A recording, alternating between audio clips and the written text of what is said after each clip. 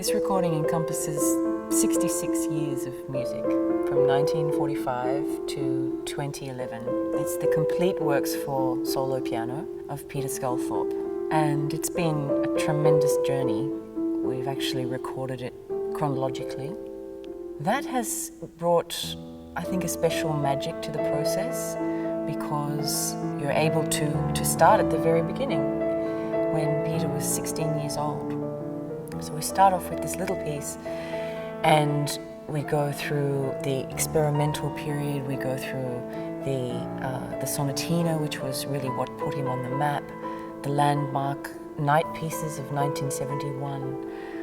We come into the 1980s, where he wrote some of his most iconic works like Djilile, and then we go into the 90s and beyond, where he's written a mixture of larger scale works and pieces of reverie, I would say, which have titles like Sometimes When I'm Dreaming.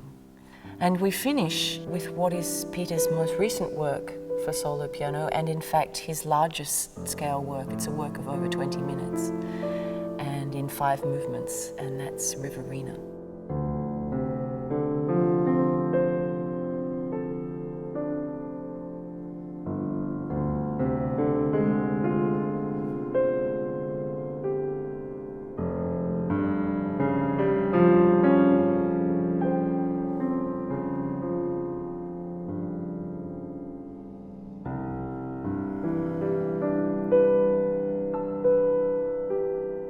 The first time I met Peter Sculthorpe, I was 14 years old, and I was about to play his piano concerto for the first time. And it was I suppose it was quite a landmark moment for me, because it was the start of an amazing relationship that we've had together, performing his music and actually performing together a number of times.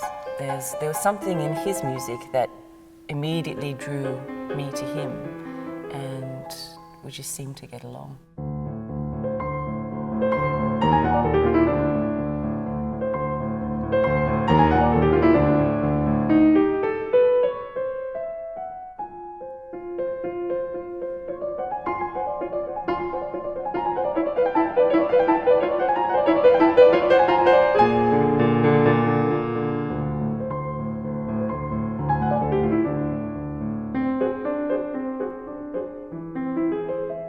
I feel like Peter is the father of all modern music in this country. He did something that no one had ever done before, and that is he wrote music that was about us and our surrounds, and also for us. You know, he understands us, he understands the land, understands us as people.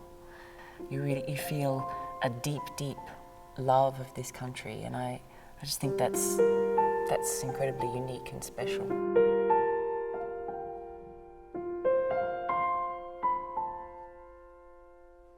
Well, this project to record everything that Peter's ever written for piano, it's been over 10 years in the making. I probably always had it in my mind that this would be a dream of mine, or perhaps a destiny, that one day I might get the chance to record all of his work. When you're putting something like this together, some of it was very difficult to find. Even Peter hadn't seen the music for years and years. We had to go to the National Library's archive to find certain pieces. And there are about 10 to 15, which have, as far as I know, never been performed, certainly never been recorded, and possibly never been really heard by anyone.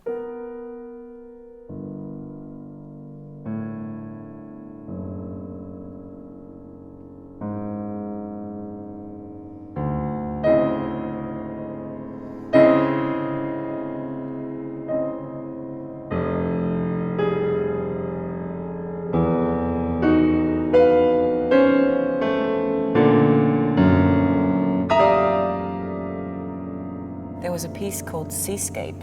It had been misfiled under a different name of Nocturne. Just a day before we were due to record, we discovered that there actually was a Seascape that existed. It wasn't one of the Nocturnes we had already, and it was in the National Library in Canberra, in their archives.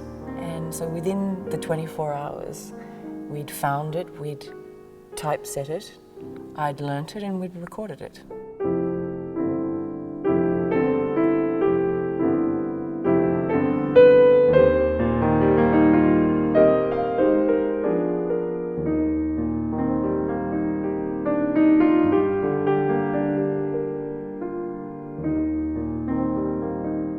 It's an amazing experience to go piece by piece through someone's works. It's like living their life.